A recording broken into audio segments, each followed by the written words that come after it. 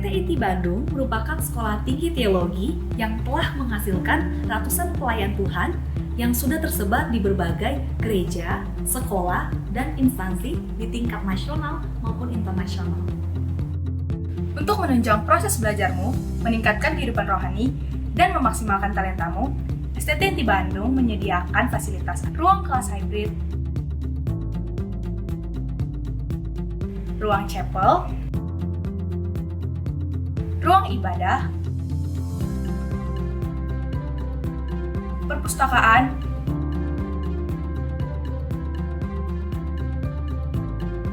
dan studio rekaman. Setelah mengikuti mata kuliah praktik dan penginjilan di STTIT, saya mulai aktif mempraktikkan penginjilan lewat media sosial. Puji Tuhan, sekarang saya bisa memberikan orang lain yang rindu mengenal Kristus. Pembelajaran spiritual formation atau formasi rohani di STTIT membantu pertumbuhan kerohanian saya.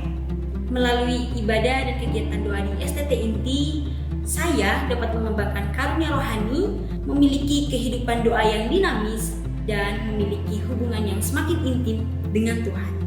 Kurikulum STTIT dirancang untuk menjawab kebutuhan pelayanan dalam gereja lokal dengan penekanan pada formasi rohani dan pengembangan pelayanan berbasis media digital. Kegiatan mahasiswa dan kuliah praktis seperti administrasi gereja, pelayanan anak, digital ministry, dan bidang pelayanan lainnya akan membantu kamu mengasah keterampilan dan talentamu. Di STTIT, saya telah diperlengkapi dengan beberapa mata kuliah yang secara langsung maupun tidak langsung berkaitan dengan pelayanan konseling. Sehingga hal itu sangat membantu saya dalam melakukan pelayanan konseling kepada jemaat. Biaya perkuliahan di STTIT sangat terjangkau. Kamu berkesempatan untuk mendapatkan beasiswa. Ayo kuliah di STTIT Bandung.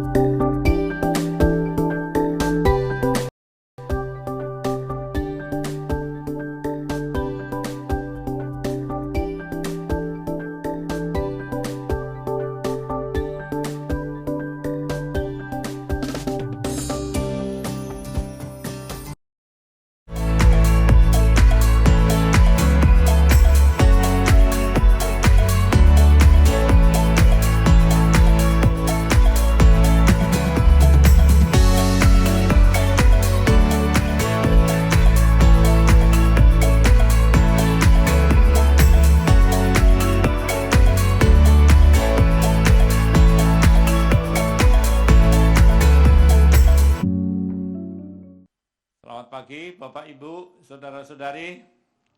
Senang bisa melihat wajah Bapak Ibu, Saudara-saudari, padahal tadi pagi hujan.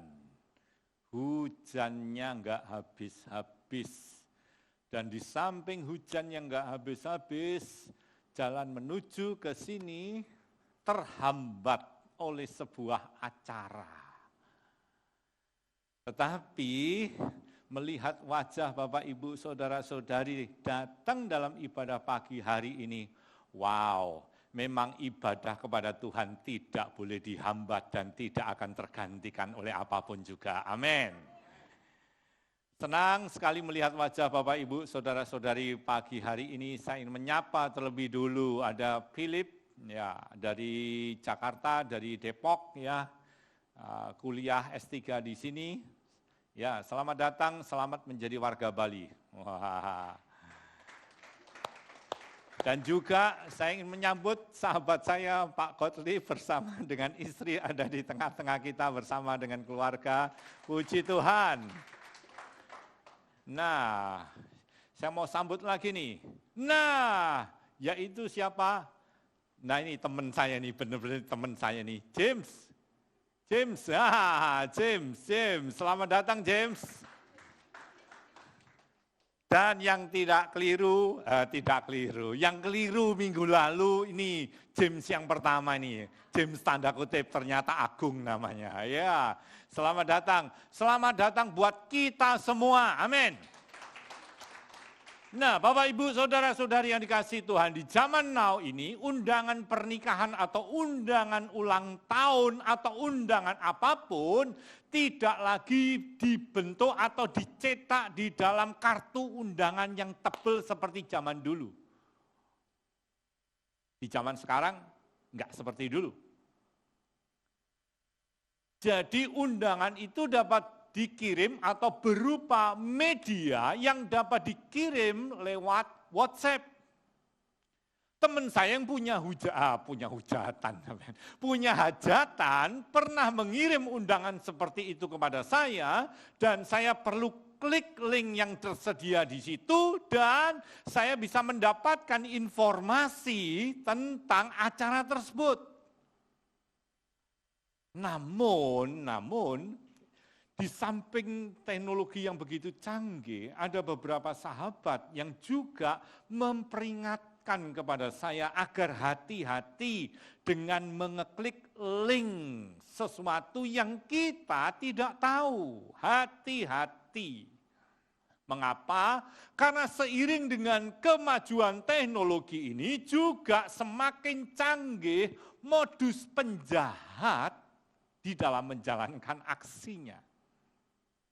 Artinya, orang yang punya niat jahat itu bisa saja mengirim sebuah media kepada kita dan kita disuruh ngeklik linknya dan ketika klik linknya dan kemudian kita ikuti, akhirnya kita terperangkap di dalam tipu muslihatnya dia. Dan kalau kita sudah terperangkap di situ, maka semua data pribadi kita, identitas diri kita, informasi-informasi, data-data perbankan yang kita simpan di ponsel kita bisa dicuri oleh dia, diretas oleh dia. Dan itu untuk apa? Dengan menggunakan identitas yang telah dicuri itu, si penjahat menjalankan aksinya dengan apa? Tujuannya apa sih? Tujuannya nguras rekening kita.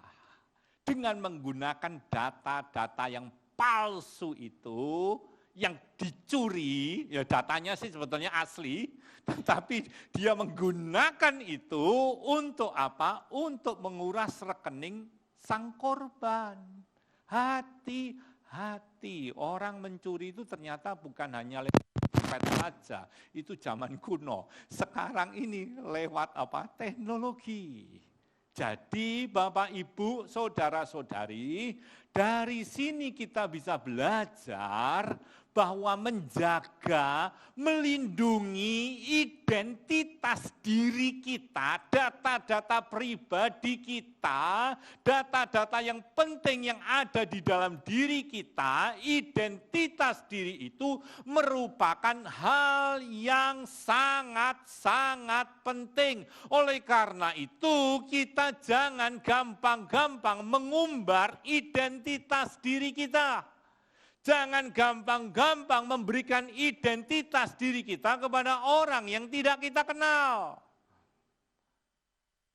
Bapak, Ibu, Saudara-saudari yang dikasihi Tuhan, kita belajar bahwa identitas diri itu merupakan aset yang sangat bernilai, aset yang sangat berharga, yang perlu kita jaga dengan baik.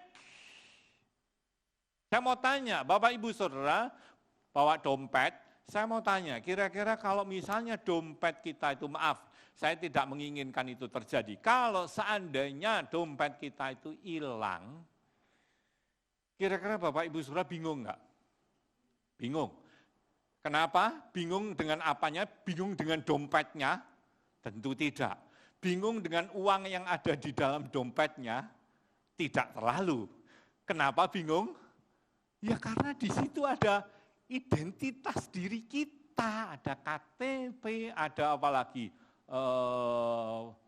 ATM, kartu ATM, ada lagi kartu kredit dan sebagainya.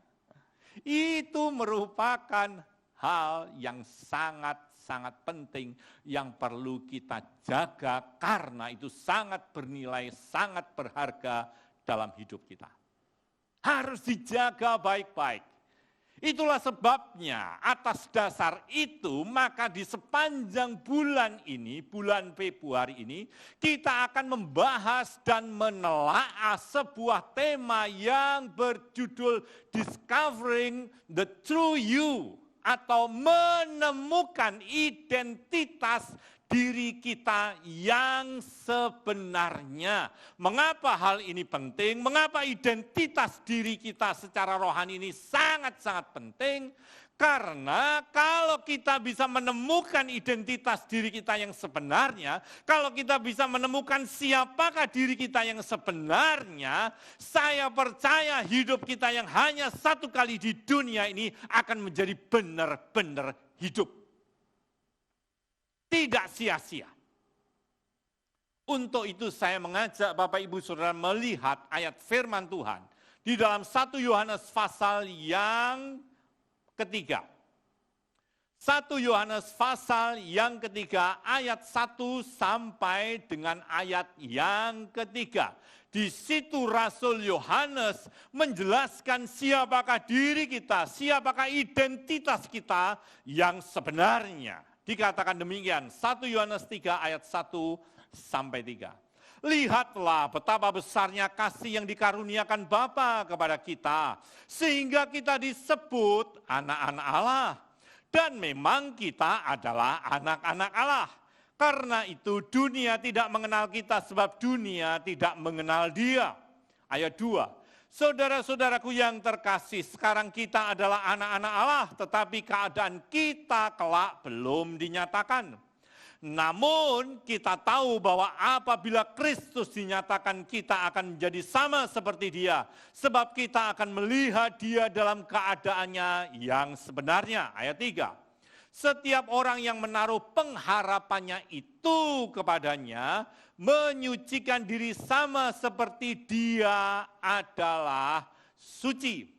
Saya mengajak untuk Bapak Ibu Saudara melihat ayat yang pertama, kalimat yang pertama tadi dikatakan begini, lihatlah betapa besarnya kasih yang dikaruniakan Bapa kepada kita. Ayat 1 ini diawali dengan kata lihatlah. Berarti kalau misalnya nih saya mengatakan kepada Bu Reno, lihatlah dinding itu. Berarti saya meminta kepada yang bersangkutan untuk memperhatikan betul-betul, menyimak begitu dengan serius.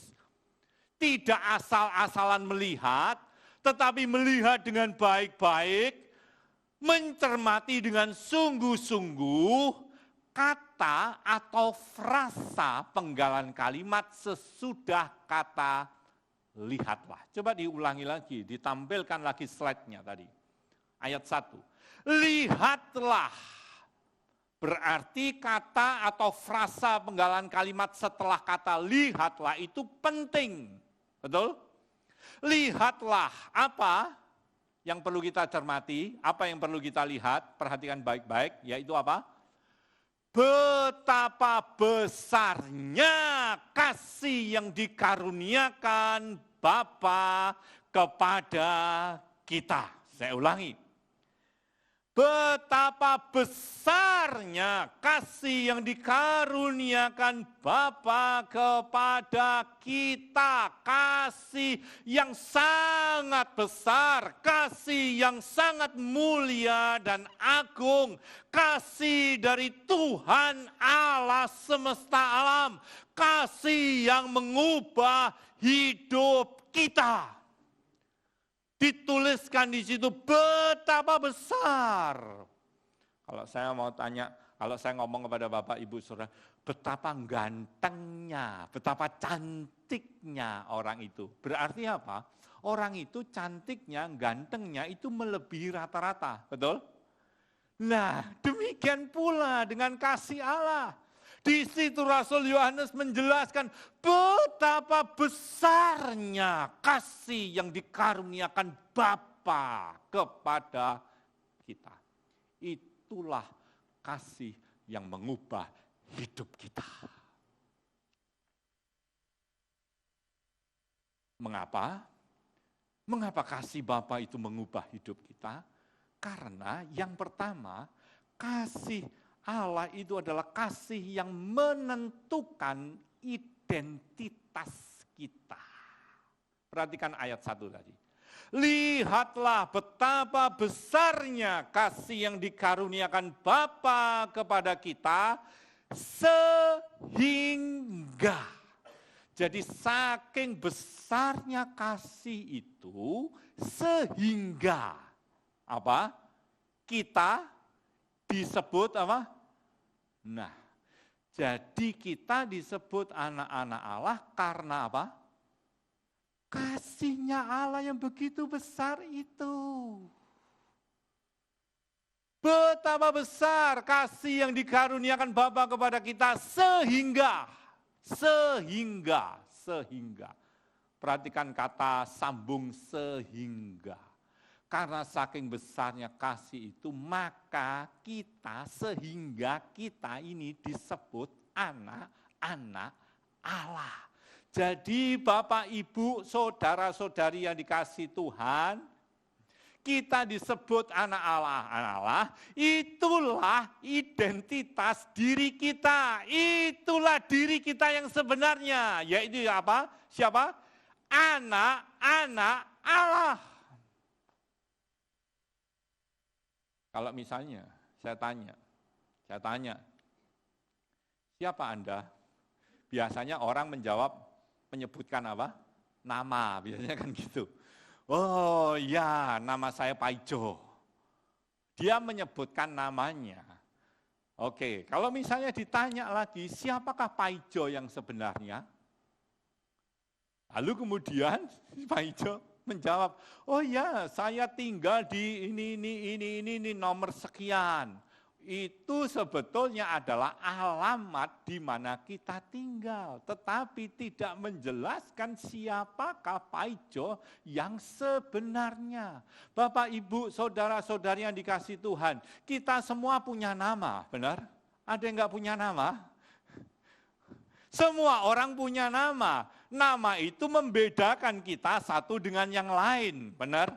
Kalau saya panggil Bu Reno, pasti Bu Reno.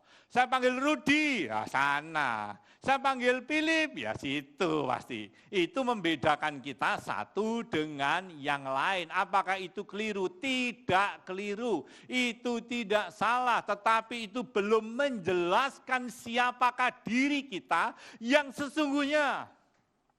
Bapak, Ibu, saudara-saudari, kita punya nama-nama yang berbeda. Itu membedakan kita satu dengan yang lain. Benar, tidak salah. Tetapi kita punya identitas yang sama, yaitu kita anak-anak Allah. Amin. Pengusaha maupun pegawai biasa, tua maupun muda, laki atau perempuan, engkau anak-anak Allah. Engkau tinggal di kota besar atau engkau tinggal di kampungnya terpencil, gang buntu, saya beritahu, engkau anak-anak Allah. Engkau kuliah di universitas yang paling terkenal ataukah engkau kuliah di universitas biasa saja, saya beritahu, engkau tetap anak Allah. Kalau kita renungkan kembali, sapa sih kita iki? Siapakah diri kita ini yang sebenarnya? Sapa sih? Kok kita ini disebut sebagai anak Allah? Sebetulnya siapa kita ini? Coba renungkan diri kita baik-baik. Siapakah kita ini?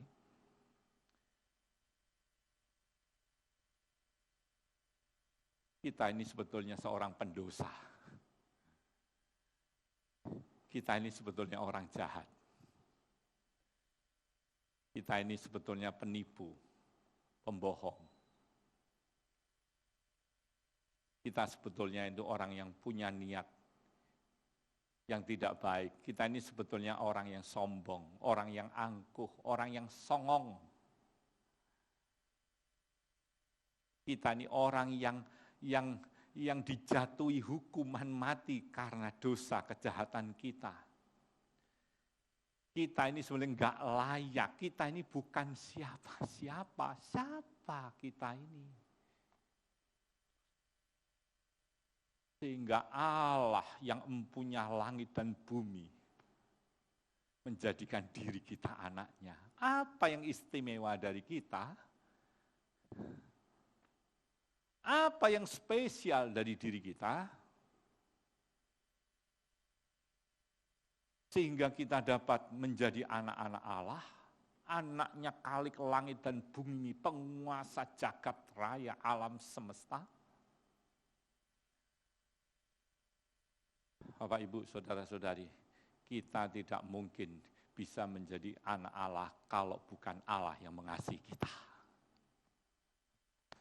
Ingat tadi kalimat itu, betapa besar kasih yang dikaruniakan. Kasih yang dianugerahkan oleh Allah kepada kita. Dengan kata lain, saya beritahu, engkau adalah orang yang sangat dikasihi oleh Allah.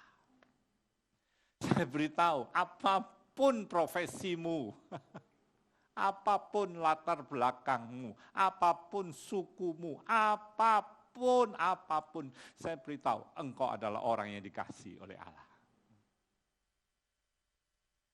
Dan saking besarnya kasih itu, kita ini disebut anak-anak Allah. Bapak, Ibu, saudara-saudari yang dikasihi Tuhan. Masih ingat saya pernah ceritakan ada seekor anjing liar di jalanan yang kudisan. Masih ingat? Yang bulunya gimbal. Wes pokoknya bawen gak enak. Terus kemudian tiba-tiba ada seorang yang melihat anjing itu dan dia berbelas kasihan, dia turun dari mobilnya, kemudian anjing itu didekati. Ketika didekati, anjing itu tidak menyambut dengan ramah uluran tangan orang ini. Justru anjing itu takut, justru anjing itu galak dengan menyala, menggonggong, menjauhi orang yang punya maksud baik kepada dia. Masih ingat cerita itu? Oh lupa, lupa Pak, khotbah minggu lalu aja saya lupa apalagi. Orang ini karena dia berbelas kasihan, akhirnya diadopsi nih anjing itu. Dikasih anduk, dipeluk, terus kemudian dibawa pulang, dimandiin, diobatin lukanya, disediain kandang, dikasih makan. Sampai akhirnya anjing itu pulih kembali dari anjing liar di jalanan. Oleh karena belas kasih seseorang, anjing itu menjadi anjing rumahan, terpelihara dengan baik. Kalau sakit dibawa ke dokter hewan. Bapak, Ibu, saudara-saudari, apakah anjing itu layak? Enggak. Lalu kenapa? Ya karena belas kasihan dari orang yang mengambil dirinya. Demikian juga hidup kita, bahkan lebih dari itu. Kita ini seorang pendosa, kita ini enggak layak. Tetapi karena begitu besarnya kasih Allah, Dia rela menjadi manusia sama seperti kita. Bukan hanya itu saja, Dia rela mati di atas kayu salib menanggung dosa kejahatan kita. Bukan itu saja, Dia juga mau mengampuni setiap kesalahan, kekeliruan yang kita buat. Kita seringkali mengulang kesalahan itu, tapi Allah tetap mengampuni kita. Saya mengatakan begini bukan berarti terus ayo kita berbuat dosa, nanti pasti diampuni. Bukan berarti kita punya niat seperti itu, no. Betapa besarnya kasih itu.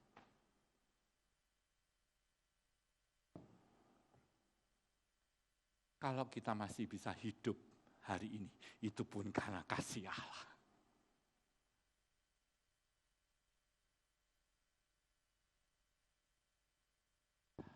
Kasih Allah yang tidak pernah berhenti di dalam mengasihi kita. Kasih Allah yang tidak pernah berubah dari dulu, sekarang sampai selamanya. Kasih manusia itu bisa berubah. Kasih manusia itu juga bisa berhenti. Lah, kalau manusianya udah meninggalkan berhenti dia. Tetapi kasih Allah tidak pernah berhenti dalam hidup kita. Oh, kasihnya yang begitu mulia. Kasihnya yang begitu agung. Sehingga menjadikan diri kita ini anak-anak Allah. Itulah identitas yang sangat mulia, yang sangat agung, yang sangat berharga, yang tak ternilai, yang kita terima dari Allah. Amin. Bu Made, engkau adalah anak Allah. Amin. Haleluya.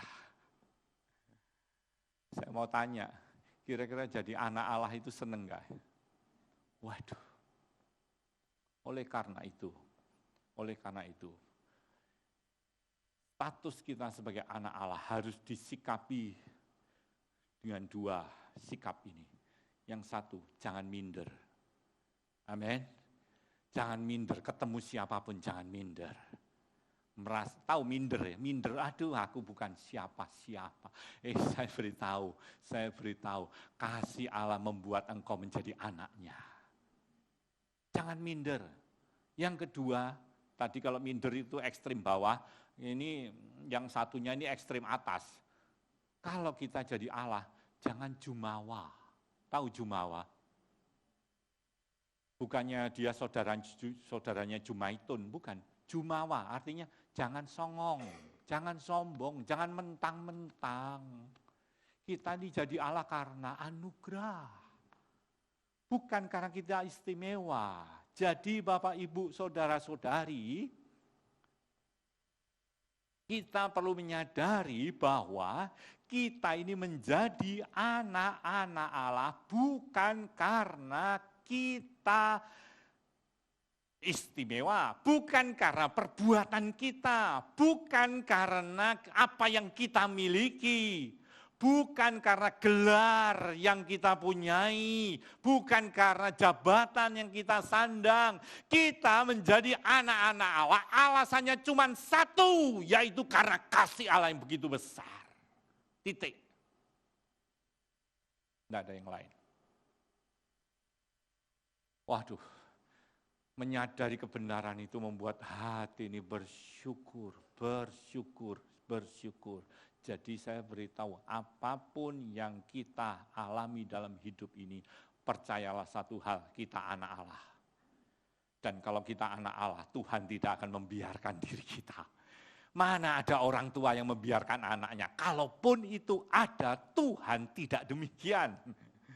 Ada orang tua yang melupakan anaknya, ada sampai anak itu dibuang, ada. Walaupun manusia memperlakukan seperti itu, saya beritahu Allah kita tidak demikian. Bahkan rambut kita jatuh pun dia tahu. Amin. Jadi jangan minder kalau rambut kita rontok terus, jangan minder. Saya pun rambutnya juga banyak rontok. Amin Pak Wayan. Jangan minder. Amin. Karena Tuhan itu mengasihi kita. Sehingga kita punya identitas yang baru, yaitu anak Allah. Yang kedua, Kasih Allah itu begitu mulia dan agung, sangat besar. Mengubah hidup kita karena kasih Allah itu menentukan keadaan kita di masa depan. Perhatikan ayat yang kedua. Ayat yang kedua itu berkata begini. Saudara-saudaraku yang kekasih, sekarang kita adalah anak-anak Allah, tetapi keadaan kita kelak. Keadaan kita kelak, berarti keadaan kita di masa yang akan datang belum dinyatakan. Namun kita tahu bahwa apabila Kristus dinyatakan, kita akan menjadi sama seperti Dia, sebab kita akan melihat Dia dalam keadaannya yang sebenarnya. Di situ dikatakan keadaan kita kelak nantinya itu belum dinyatakan. Tetapi kalau Kristus itu dinyatakan, artinya ketika Kristus datang yang kedua kali, dikatakan kita akan menjadi sama seperti Dia. Bapak, Ibu, saudara-saudari, kalau Kristus datang kedua kali, keadaan kita akan menjadi sama seperti Dia.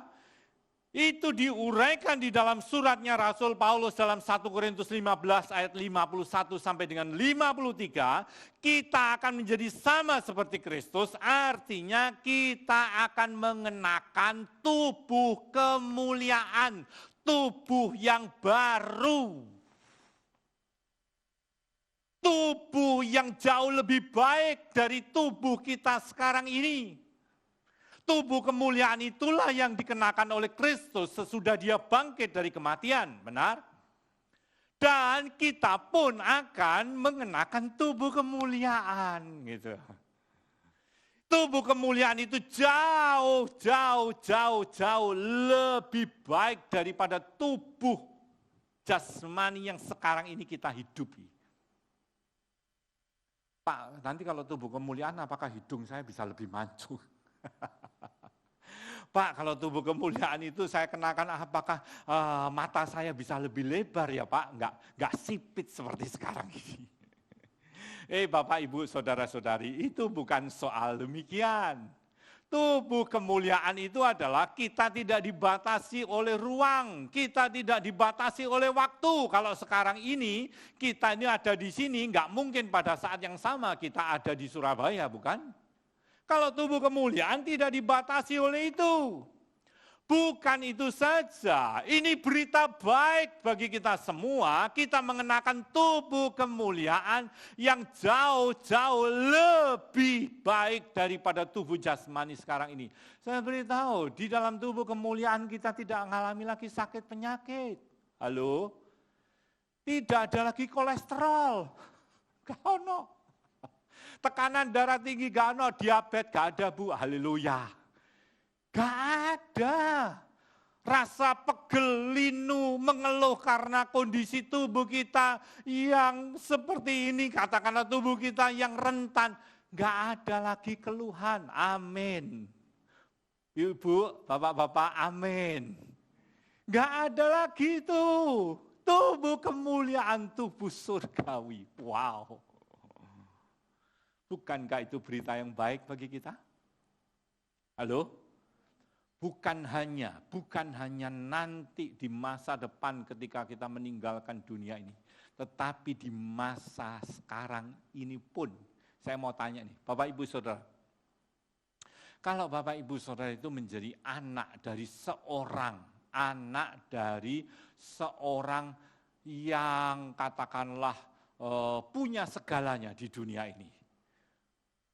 Anak dari seorang yang kaya raya, dimakan 17 turunan gak habis, katakanlah begitu. Anak dari seorang penguasa, segalanya di atas dunia ini. Saya mau tanya, kira-kira hati kita seneng gak? Seneng gak, Bud? Wah ya seneng. Saya pernah cerita kepada Bapak Ibu Saudara dulu. Dulu waktu saya masih remaja itu, waduh, zaman saya dulu pengen ya punya bapak itu kayak Lim Siu Leong. Wih. Kalau yang sekarang, anak-anak sekarang mungkin gak ngerti sopo itu gitu. Nanti tanya kepada Bu Teguh atau Bu Reno aja. Waduh, senengnya anaknya orang itu, enak wis gak kurang apa-apa. Tapi saya beritahu Bapak Ibu Saudara, kalau toh kita di dunia ini, kita jadi anak orang yang terkenal, anaknya orang yang hebat, anaknya orang yang punya kedudukan yang tinggi, saya beritahu, orang tua kita itu tetap manusia biasa. Bisa sakit, bisa ngeluh, betul? Umurnya juga terbatas. Jadi di dunia ini kalau misalnya anak seorang yang hebat sekalipun, itu tidak bisa jadi jaminan selama-lamanya. Tapi saya beritahu, kalau Allah kita itu kekal. Jadi kalau kita anaknya Allah pribadi yang kekal, itu jaminan mutu. Amin. Itu tidak akan pernah berubah. Dengan kata lain Bapak, Ibu, Saudara-saudari, bentar saya ambil napas dulu. Sebagai anaknya yang Dia kasihi, kita ini memiliki masa depan yang pasti, yang indah dan gemilang. Bukan hanya kehidupan di dunia ini yang sekarang, namun juga di dalam kehidupan di dunia yang akan datang, yaitu kehidupan di balik hidup yang sekarang ini. Sekarang yang ketiga, kasih Allah adalah kasih yang menentukan identitas kita, memberi kita identitas yang baru yaitu anak-anak Allah. Kedua, kasih Allah itu menentukan keadaan kita di masa yang akan datang. Yang ketiga, kasih Allah itu menentukan keadaan kita di masa sekarang, saat ini, di mana kita hidup. Maksudnya begini, bila kita menyadari identitas kita yang sesungguhnya, kita tahu identitas kita yang sesungguhnya yaitu apa? Anak-anak Allah, maka kita tidak akan membiarkan keadaan kita di masa sekarang tetap berlangsung dalam pola kehidupan yang lama. Kalau kita sadar kita itu anak Allah, kita tidak akan hidup dalam kehidupan yang lama, yang kelam, yang bergelimang dengan dosa. Itu sebabnya di ayat yang ketiga dikatakan begini, setiap orang yang menaruh pengharapan itu kepada Allah, artinya pengharapan betapa besarnya kasih Allah yang dikaruniakan kepada kita sehingga kita disebut anak-anak Allah. Jadi kalau orang hidup di dalam pengharapan itu dikatakan menyucikan diri sama seperti dia adalah apa?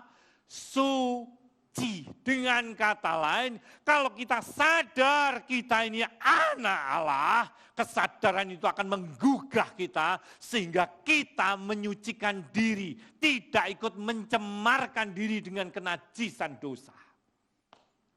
Itu maksudnya. Kalau kita sadar kita ini anak Allah, itu akan mendorong kita untuk menjauhi segala yang jahat.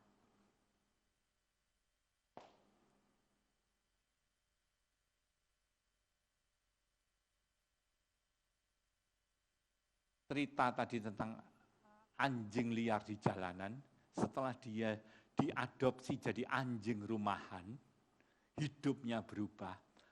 Kalau seandainya anjing itu bisa ngomong, dia hanya bisa gonggong, gak bisa ngomong. Ya. Seandainya anjing itu bisa ngomong, kalau dia ditanya, "Jing, kamu mau enggak hidup kembali di jalanan?" Kira-kira anjingnya mau jawab apa? Hah? Pinter loh Bapak Ibu Saudara, pinter. Enggak mau. Demikian juga hidup kita. Kristus sudah menebus kita, mati untuk kita, menjadikan kita anaknya. Kita ini sebagai ahli warisnya dia, mau enggak kembali ke kehidupan yang lama yang bergelimang dosa? Tentu tidak. Tentu tidak. Absolutely, tentu tidak. Kecuali kalau orang itu enggak sadar bahwa dirinya adalah anak Allah.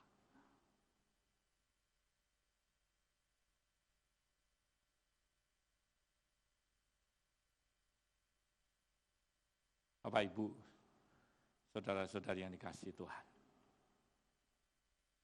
Kalau kita tahu, kita ini anak Allah, kita tidak akan lagi menyentuh kenajisan. Kalau kita anak Allah, kita tidak akan menyentuh lagi kecemaran itu. Kalau kita sadar kita anak Allah, no. Minggu lalu saya bilang apa? Nehi, enggak. Saya undang para pelayan mimbar untuk maju ke depan. Saya mau tanya Bapak Ibu Saudara, ada yang sudah menerima roti anggur? Ada yang belum?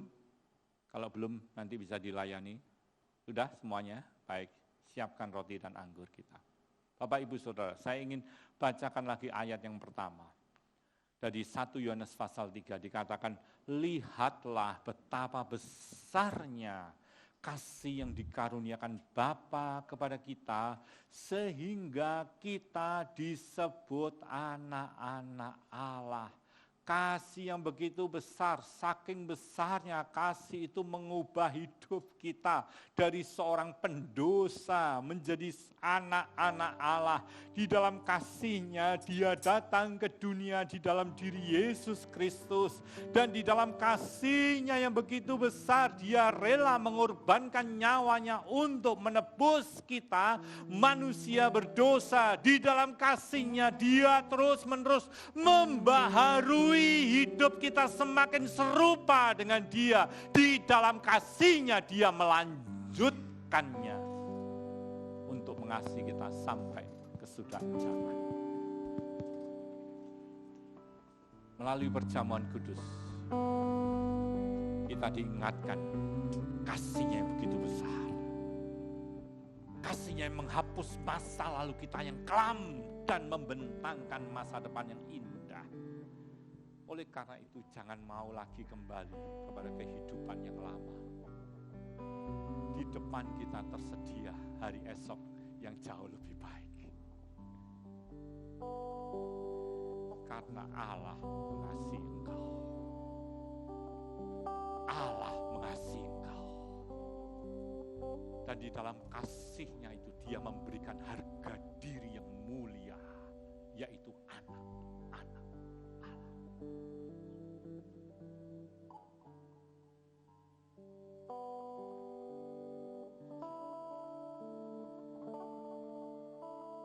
Bukan dengan barang fana kau menayar dosaku, dengan darah yang mahal, tiada noda dan celah.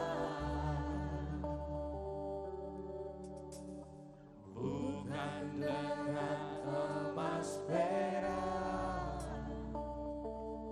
kau menebus diriku, oleh segenap kasih dan pengorbanan. Saya undang kita semua bangkit berdiri bersama. Ku telah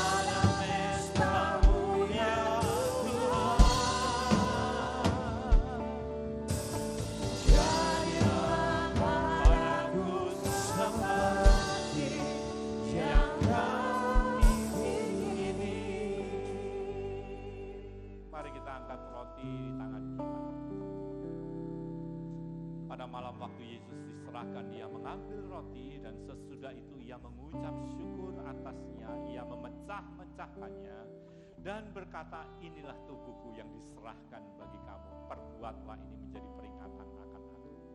Tuhan Yesus, kami mengakui roti ini melambangkan tubuhmu yang telah diserahkan bagi kami. Karena kasih-Mu yang begitu besar, mulia dan agung, Engkau rela menderita sampai mati di atas kayu salib demi menanggung dosa dan hukuman dosa kami manusia sebetulnya tidak layak. Semua itu Engkau lakukan karena kasih-Mu yang begitu besar. Sehingga di dalam kasih-Mu yang begitu besar, Engkau jadikan kami anak-anak-Mu. Oh Tuhan, terima kasih.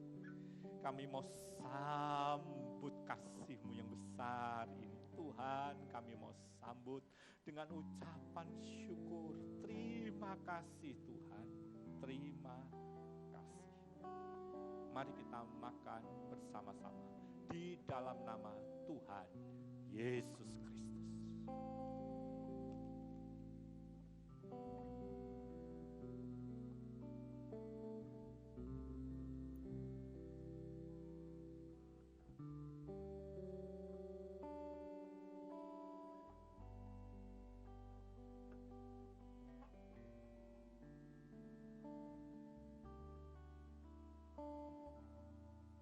Mari kita angkat cawan. Demikian pula Yesus mengambil cawan sesudah makan lalu berkata, cawan ini adalah perjanjian baru yang dimeteraikan oleh darahku. Perbuatlah ini setiap kali kamu meminumnya menjadi peringatan akan aku. Tuhan Yesus, anggur ini melambangkan persekutuan dengan darah-Mu yang kudus. Darah anak domba Allah yang ditumpahkan bagi banyak orang untuk pengampunan dosa. Sebab hanya melalui penumpahan darah-Mu Engkau menghapuskan masa lalu kami yang kelam dan membukakan hari esok yang indah dan gemilang. Tuhan, kami bersyukur. Kami bersyukur Engkau bukan hanya menyembuhkan kami dari segala sakit penyakit. Engkau bukan sekedar membukakan jalan keluar di setiap kebuntuan yang kami alami. Engkau bukan saja mengulurkan mujizat-Mu menolong diri kami. Engkau bukan saja memberkati kehidupan kami, tetapi lebih daripada itu Tuhan, Engkau menjadikan kami anak-anak-Mu sendiri. Dengan darah-Mu, dengan nyawa-Mu Engkau hapuskan dosa dan kejahatan kami. Kami bersyukur Tuhan, kami boleh datang ke tahta kasih karunia-Mu oleh karena darah Yesus Kristus yang menyucikan kami. Mari kita minum bersama-sama di dalam nama Tuhan Yesus Kristus. Ku telah mati dan tinggalkan cara hidupku yang lama.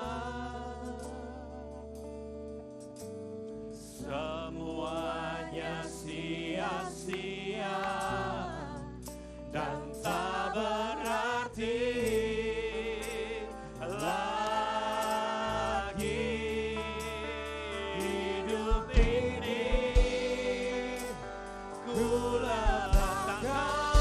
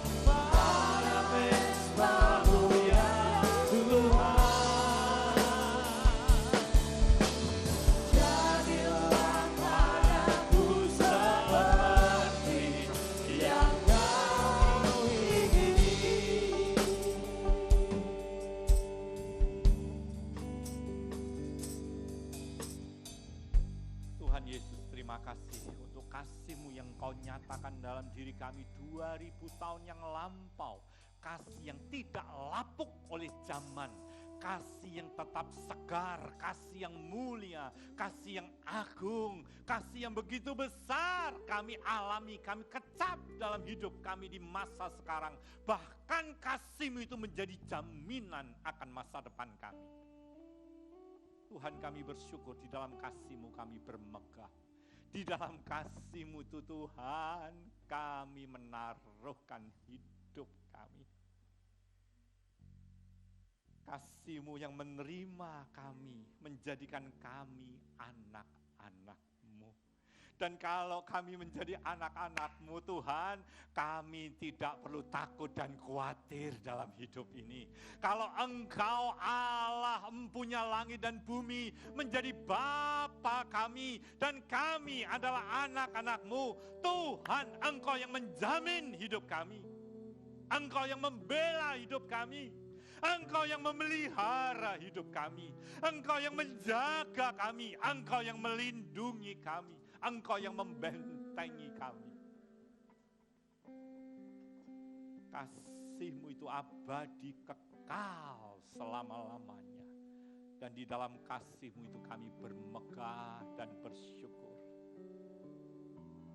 Kasih yang tidak pernah meninggalkan kami. Kasih yang tidak pernah berubah dari dulu, sekarang, sampai selama-lamanya. Di dalam kasih-Mu itu Engkau membela hidup kami. Engkau menjagai kami. Engkau melindungi kami. Tuhan, terima kasih. Terima kasih.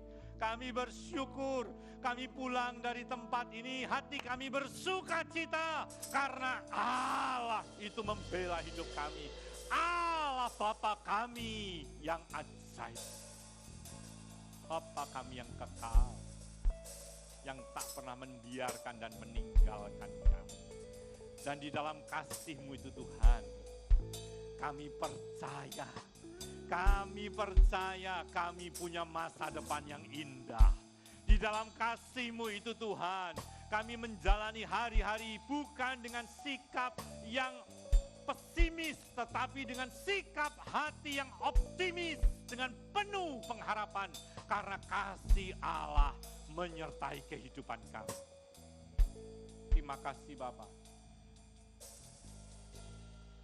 Berkatilah anak-anak-Mu dengan kasih-Mu yang ajaib. Biar mereka pulang menjadi anak-anak yang diberkati oleh Bapa di surga. Bukan hanya hari ini saja, hari Minggu, hidup mereka diberkati. Tetapi hari esok, Senin, Selasa, Rabu, Kamis, Jumat, Sabtu, hidup kami diberkati oleh Tuhan. Bukan hanya di gedung gereja ini saja, tetapi di saat kami berada di tempat kuliah, di tempat kerja kami, dalam perjalanan kami, berkat Tuhan tidak akan beranjak dari hidup kami. Terima kasih Tuhan. Kami pulang dengan penuh sukacita. Di dalam nama Tuhan Yesus Kristus, mari setiap kita yang diberkati Tuhan bersama-sama katakan amin. Selamat siang, Tuhan memberkati kita.